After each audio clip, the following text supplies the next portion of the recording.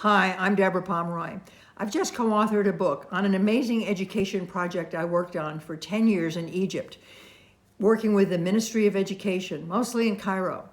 My main focus was on the teachers and administrators in the new model STEM schools, which we helped the Egyptian educators design. I was in the schools a lot, but almost always focusing on the teachers and how well they were implementing the curriculum and instructional designs for the schools.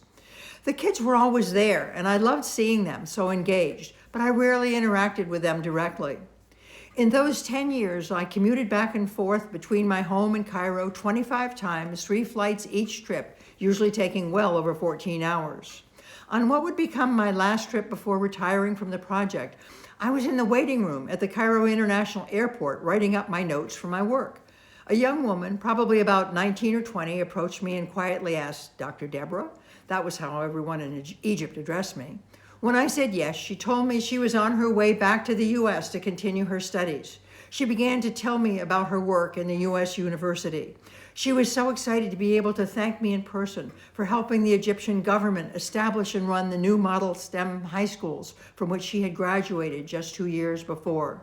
She went on and on about how she loved learning in this new school and how different it was from traditional schools in Egypt. She couldn't stop until the crew called us for us to board the plane. I smiled most of the way home on those 3 long flights, thinking how lucky I was to have been a part of such a transforming project. We described this project in our book, New Era, New Urgency, The Case for Repurposing Education. And we call on educators and policymakers in the U.S. to engage in these same kinds of educational transformations.